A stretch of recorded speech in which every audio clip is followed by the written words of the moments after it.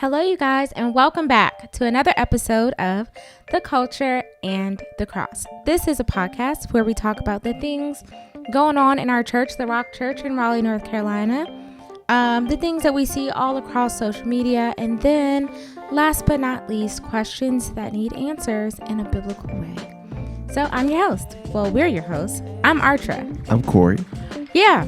So let's get started. It's been a little while since we have been on here. It has been a couple weeks. Yes, it's been quite busy. It has been. That's why we haven't been on here. We've missed 1 week. Right.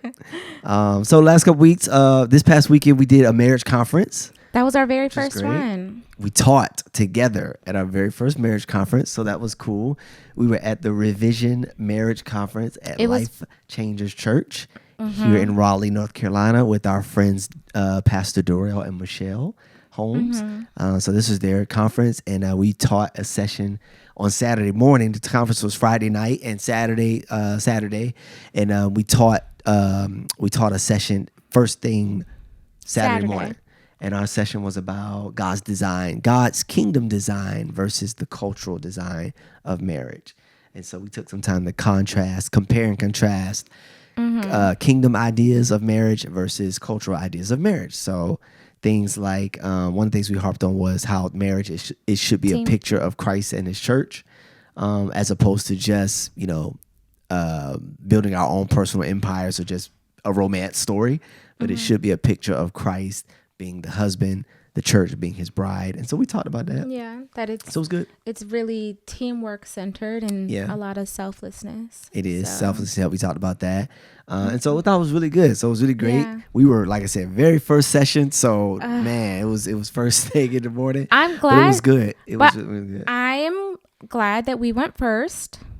Me too. I really am. I was nervous. I'm always nervous to speak in front of people, but I think if we had gone toward the middle or towards the end, I would have been I don't know what to do. I just don't know what to do. So yeah, I think it was good to go first. Yeah, it was a nice conference. The worship on Friday night was so good. It was, and it was really nice at the end that we were able to renew our vows and we did a vow renewal. I just love you so much. We did a vow renewal. They did a short vow renewal. It wasn't an official, but vow renewal. It was ceremony, nice. Which was really nice. So other great speakers. I think I liked that it was a good range of married couples. I believe it was 5 couples that taught. 5. Well, including the host. Outside of the host, it was 4 couples that taught. So I've been married, 11 years. Yeah. One couple had been married 20, just over 21. The other couple was right around 30. The other couple was right around 40, 41 years. And the host had been married for 6. Yeah. So it was a good range. It was it was great. It was a great conference. It was nice. And this was our first time teaching together. So at our church, Archer doesn't preach. No. We don't do I know some couples. We're not a tag team. Some pastor couples, they tag team preach and alternate, but Archer doesn't do that. I primarily preach on Sundays. So this is a first for us. We've never tag team preached ever. So that was actually the first time we ever taught anything in a tag team like that. On Zoom, we used to but that was more of a discussion. It wasn't we are teaching. I'm okay with a discussion. Yeah, but this was more of we were teaching. And, so how was it for you as I don't know if it's gonna be a while before we should do it again. Why?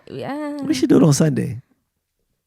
Tag team preach. It's making my eye twitch. Yeah. We should do it. Maybe we do it when we come back around February, Yeah, I think relationship it was stuff for marriage. So that might be a good idea. Tag team preach. I think honestly, our church would like that. If we tag team, I think they would enjoy. I think it'd be something different to see you and see us together. I've obviously preached every Sunday. You've preached, 2 or 3, 4 times or so over the course of our church the last couple of years. I probably do maybe once a year. Yeah, so 3 times, 4 times. You know what I mean? But I love being in the background. I love background. No one can see me. We should tag team. I can still get work done. I'm still being effective. Let's pencil that in for February. What are we going to talk about? Marriage. Which I did find very interesting because we don't really talk about marriage. So being asked, hey, can you guys speak at the marriage conference? I was like, oh. Yeah, we don't. We don't talk a lot We about marriage. don't. We don't spend a lot of time. We've talked about it on this podcast, I think one episode. Once. But I think that we talk about marriage, like we drop it in when it's relevant to what we're talking about. So if there's a relevant point about something that we can, we're tying in a story or something, but we don't spend a lot of time talking about marriage. We're actually very, we are slow to give marriage advice to people because one, people are grown. So people go do what they go do, and you're gonna have to do what people are gonna do what works best for them in their marriage. And only when someone really sincerely wants the advice will we take time to really give it. Like if we're counseling someone or something like that, which we don't do that. We don't do that. It's not that we have done it. We have done it. We've had a couple, but it's not an often thing because I just think that we want to know our strengths as a unit, as a couple, and I don't, as a counselor, don't want to feel like I'm speaking into the ether. So if a couple really wants and needs that advice and really desires that, well, we would gladly do it, especially for our churches, especially for our church more so. But outside of just offering it out of nowhere, you probably won't get that out of us a lot, No, and we also don't really talk about our own marriage. It's just. Yeah, as like, cause we don't, this is the thing, and I preach every week. So I use references to our marriage, I can say often, but often enough. It's not rare that I will say, me and Archer, for example. But it's not focused. Yeah, it's generally not the focus. So I think maybe that it may be something we do a lot more going forward, especially as our church continues to grow and as more couples, families are coming to our church. I think it is becoming more of maybe a need for us to speak on it more because I think that as with most things, as a church, if you don't speak on it, you basically relinquish that advice to the world. Yeah, and so I think that it's one of those things where we may need to speak about it more and not just leave our congregation to whatever's happening on TikTok, whatever they're talking about, So it's one of those things. So this is a good maybe next opportunity year, to do that. We'll be 12 years in. Well, not in February. We'll still be 11. I mean, you round up. Right. So we'll be 12 we'll years drop some advice in there. I mean, when we did it before, we did a marriage panel. Yeah, it was in 2023 with Pastor Dura and Michelle were actually there for the marriage panel. They were so good. Them, and then your parents who were on that as well. They're hilarious. Yeah, so that was actually a really good discussion. I feel like it was really helpful for our church as well at that time. I think so too. So we may do something like that, or we may just, be an Archer tag team. I don't know. But okay, anything else that's happened in this busy time? No, I think that's it. A couple weeks ago, we had Pastor Omar. Yeah, that was great. He came down from Life Church DMV. Life Changes Life Church. Pastor Omar is a campus pastor at Life Church DMV, and their church launched last year, almost going on 2 years now. So it was great. He's an old friend of mine from way back. I was 18, 19. I was 19, I think, when I met Omar. And so to watch him grow and be a pastor of a thriving church in the DMV area, Alexandria, I believe. Yeah, the church is doing really well. I went up to visit last year this time, actually. I went up. Yeah. They had been launched for about 8 months, and I went up there, and it was amazing. Just excellent. Worship was great. Preaching was phenomenal. The room was filled. That's so good. He's probably at 300-400, on a Sunday, as far as in attendance. So church is doing very well. So it's awesome, and it was great to see him and have him preach at our church. What most people don't know, he actually came to one of our, when we were pre-launch 2019, when we were just having monthly worship nights, our second worship night that we had ever for our church. He drove down he was still living in Southern Virginia at the time. He drove down to be at our worship night. There was probably 6 or 7 people there, 6 or 7 of us there. And he came and he prayed and worshiped with us. So he's been a supporter since before day one, but really since day 1, 2 of our church. And so, yeah, man, just, I hang on to people, sometimes as a pastor, you tend to start to meet a lot of people. Yeah, you do. But you don't always meet a lot of friends. You meet a lot of you meet a lot of ministry colleagues, and that's okay. We're in the same ministry, other pastors, but not many of them become close friends. And I appreciate people like Omar because he's known me since I was a teenager, before I was even a thought of being a pastor. Yeah. You guys are legit friends. So I hang on to that. I try to hang on to those type of relationships because they ground you. I'm like, you can speak to me as just Corey and not. You don't feel like you have to treat me like pastor. No, we're just bros, and I appreciate that. So, Yeah, that's what's been going on. We've been out here. Yeah, and if you weren't there on Sunday, go back and check out Pastor Omar's word. He taught a really good word on Sunday. No more ceilings. It's yes. great. Yeah. So. All right. So that is where we have been. On the move. Why we have been on the move. Also, just a little bit. Yeah, and the kids are starting activities. It's a lot. But okay. Anyway, so as seen on social media, in my time of scrolling on TikTok. It looks like people are not concerned about their health. People are not concerned about their health anymore. The mukbangs are getting out of control. Archer, what's a mukbang? So everybody might not know what a mukbang it's when you like sit and eat like large amounts of foods at one time, and it's really getting out of control, like bad. Mm-hmm. So recently, you guys have probably seen it. The Chipotle, the girl, which is crazy, right? She ordered Chipotle and literally ate it in 7 bites with a serving spoon. That's, oh my goodness, diabolical behavior. 7, a bowl? Yeah, the whole bowl. And it was like, it was piled. It was a bowl. How did she eat all that though? I don't know. And then I guess people didn't believe her, or she thought that we didn't believe her, but we believed her the first time. So then she did it again. I had the thought of putting all that food in my mouth at one time. I mean, she did it in 7 bites. That's probably a world record. It probably is. I mean, a Chipotle bowl is like it's rice, heavy. Beans. Yeah, if you depending on what you get in there, that's a lot of food. It's a lot. But it also, she was eating like chips with it. It was bite. It was like a lot. That can't be healthy. Well, we're not there yet. People are now also candying.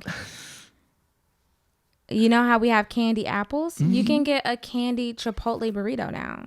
That is really weird. Yeah. And then literally this morning, someone had a candied seafood boil. That's really funny. That's king crabs cost too much to be candied. But like, what is this? Sugar? Like that syrup? Yeah. Remember like when Elaine and I were doing it with the grapes? We were like doing the tanghulu with the grapes. That is crazy. That's what they're doing to shrimp.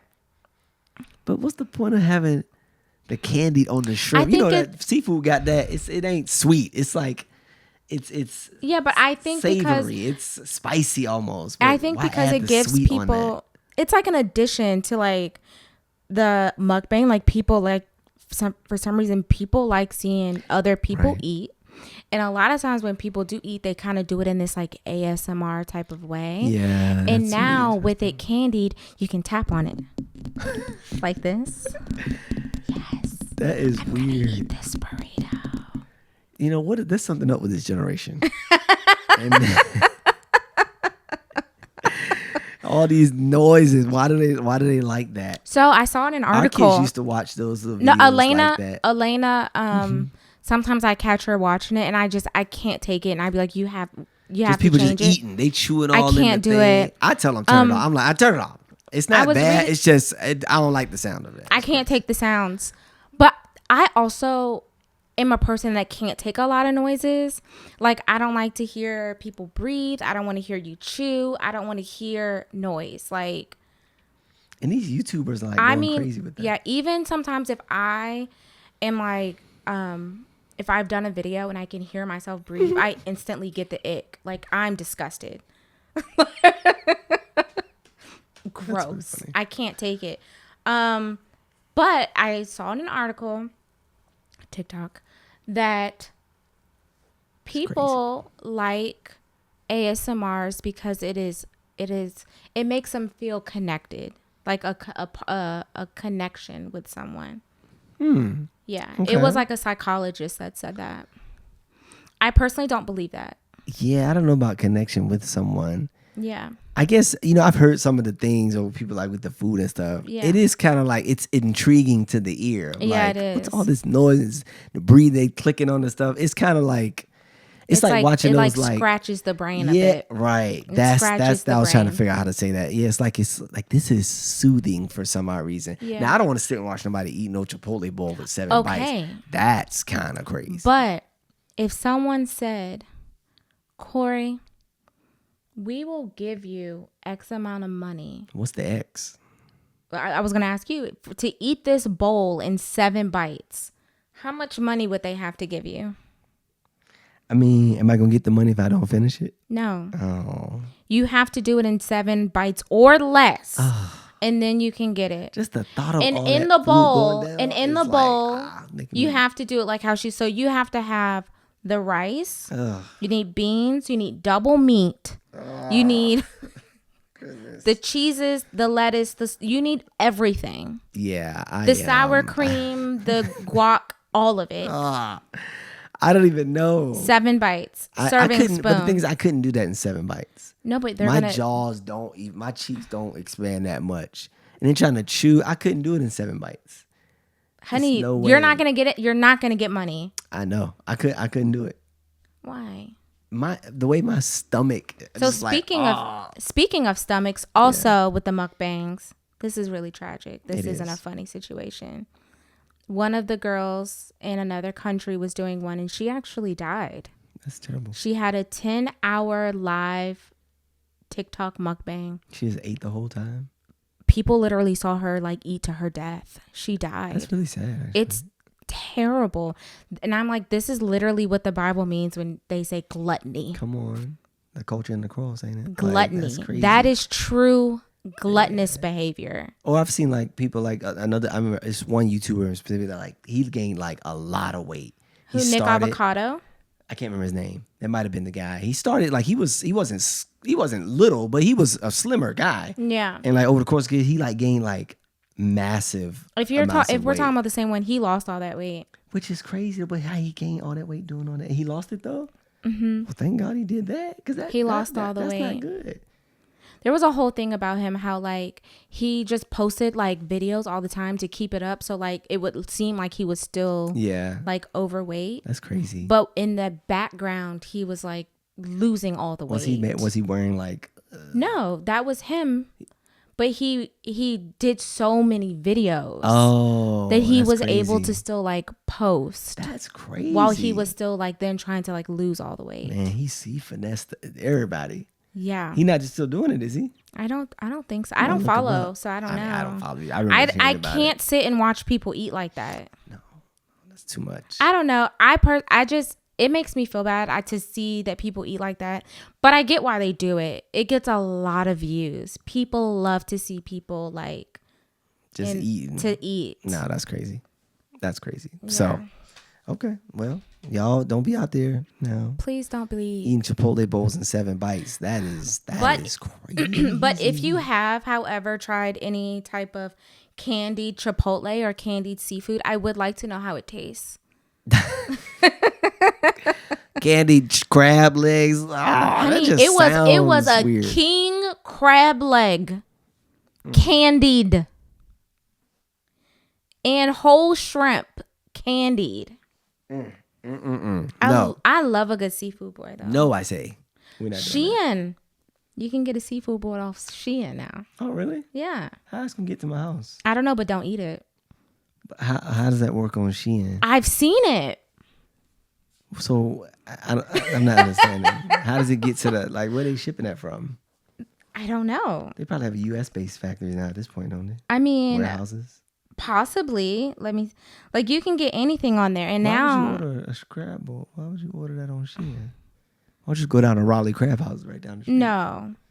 Seafood boil. Mm-hmm. Let me see.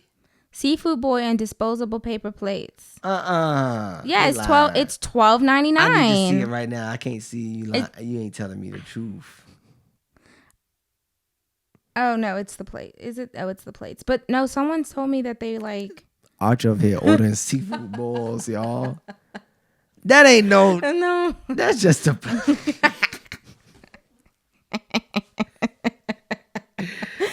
Archie ordering seafood balls, y'all. Shit, that's crazy.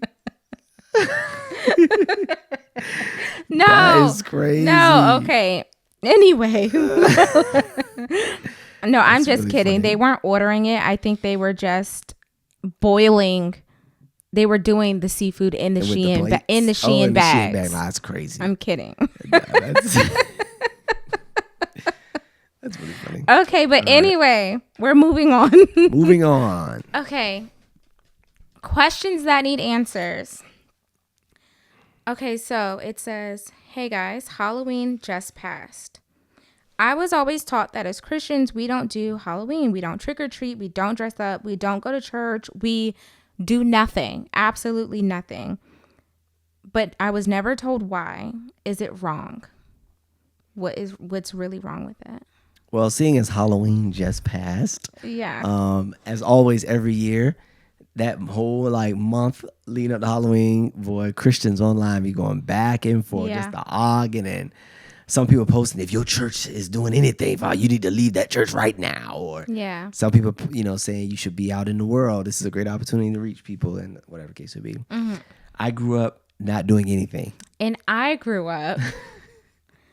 So we would so when I was very little, our church was like kind of walking distance. Mm-hmm. So we would trick or treat on the way to church. That's crazy. Wild. Y'all was double-minded. One time I was, I think, a witch. Wow. But that was before your parents got saved for real. It was before my mom, I think, truly understood. Like, really, yeah. But yeah, we would trick or treat on our way to church and trick or treat on back. And then as I got older, we would just still go to church. Yeah. No trick or treating. We would just still go to the harvest parties. Yeah. They would call it. And I grew up not doing anything. You didn't dress up. You don't eat the candy. No, don't eat no candy that day. Trick or treating. Come on. Are you trying to give the devil your life? What do you mean?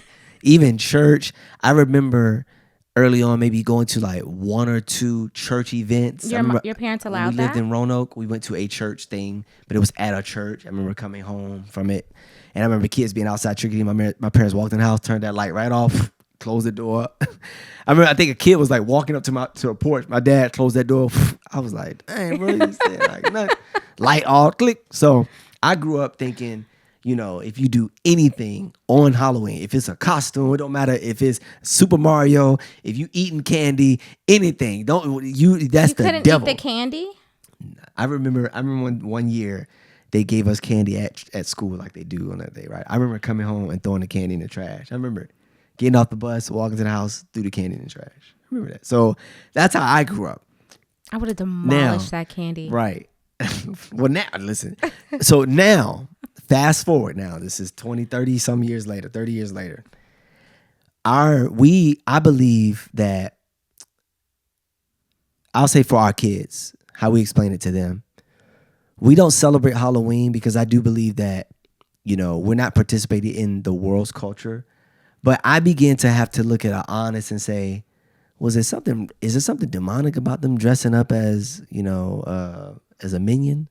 I began to think about it. Yeah. And I was like, well, no, not really. I mean, is there something demonic about the kids eating candy? And it's like, no, not really. And then for our kids, since they were little and since they could kind of run around, they would wear costumes at the house. They would just put them on. They would put them. I remember I joke about this, to say like last year, 2 years ago, whatever. Our son has a Spider-Man thing with the mask and everything. And he just has like a bunch of them in his closet. Yeah. One day, this was before he started school. I guess he was with me. We had to get his sister off the bus. He's like, I want to wear my Spider-Man to the bus stop. So I have a video of him. He looks at me in the camera. Then he takes off running down the sidewalk, full Spider-Man costume. This is 3:30 in the afternoon on a random July, June day, whatever day it was. It wasn't Halloween. It was probably like in the spring. He's running down the street.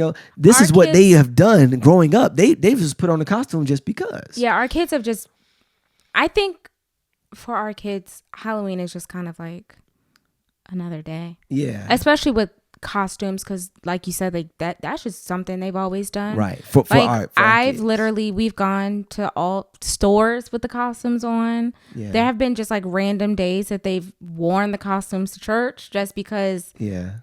I honestly was not going to fight them. I'm not fighting you one day about putting clothes on. If you want to be the Hulk, no, I'm going to fight this morning, be the Hulk. Like, let's go. Let me tell y'all this. This is hilarious. One day, this was maybe like a year ago, I was still on the worship team. I was sitting there playing. It's doing sound checks. Sunday morning, right? Kids come in. The door swings open. Elena comes in. Ezra comes in behind her. Full Spider-Man costume on. No, I think he was Superman that day. No, he had like a full. No. Was he it had Spider-Man? the mask on. He had the full Spider-Man. He comes on. He walks in, and I could tell by his walk. He kind of looks over at me with that look as he's walking past. Like, is that gonna say something to me? Like, I couldn't see his face, but I could tell that face of like, Mommy said I could do this. Mommy said I like that look.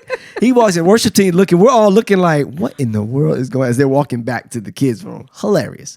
This was not going to fight was probably them. June, February, April. I don't know when it was, but it wasn't something unusual. So I said all that to say that for us, we realized that some of the things that we demonize, it's actually nothing demonic about it. But I will say we do draw the line at trick or treating. We've never taken our kids trick or treating because I somewhat feel like, now this could be me just being traditional, this could be me being legalistic, whatever. I do feel like at that point I feel like I'm now participating in the festivities of Halloween. Yeah. I feel like if they dress up in a random costume that they always dress up in, even if we're at church, at least in the church it's almost, I feel like, a sense of redeeming that time. Yeah. To say people are going to dress up anyway, people are going to go out, hey, come to the church. Let's do it here. Yeah. You know, I just think out in the world, in the street, I personally, for us, we made a decision like our kids aren't going to participate in that. Mm-hmm. And when they ask why we don't trick or treat, I tell them like, well, that's not something we do. Like, we don't celebrate Halloween. Like, it's okay that the costume, and we try to explain, there's nothing wrong with having a costume. If it's a demonic costume, you're a witch. Come on now, that's a problem. You know, even for our thing that we had, a costume Sunday, we told them, hey, no scare. Come on now, we ain't in here scaring people. Ain't nobody need to be scared. Yeah. We made a decision that there's nothing demonic about a costume. There's nothing demonic or evil about candy.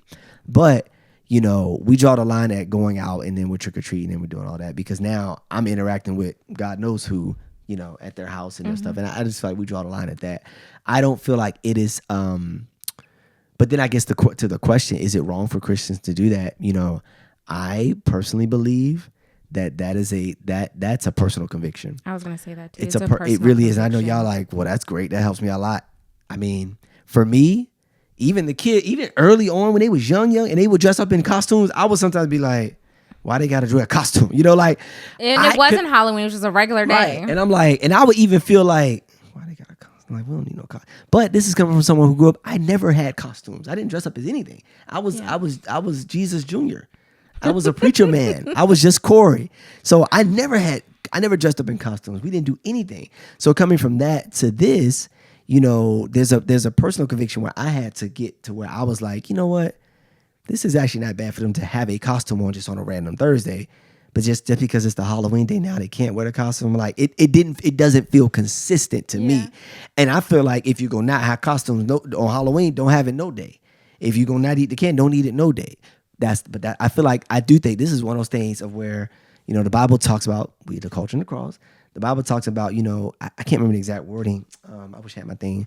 But Paul talks about basically like your conscience can convict you of something. Mm-hmm. But if you basically paraphrasing, if your conscience is not convicting you of it, then do it from faith and keep on moving, you know? Yeah. And there's some people that will be convicted about things that you may feel like, I should have a conviction about that, you know? And so I think this every year we have the same conversation amongst the culture, but I think this is one of those like what the Bible doesn't specifically say. I get people will say, don't let your good be evil spoken of, avoid the appearance of evil. I can see how someone can say, you in a costume and candy, you celebrate Halloween. I get your point, you know, but I think there's some latitude there.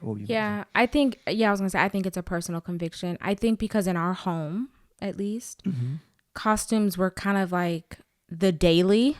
Yeah, costumes are since normal. They were little, like it was not unusual for us to be going to Walmart and I got 2 little Spider-Mans in the car with me, or now I have like a fox and, you know, a Hulk.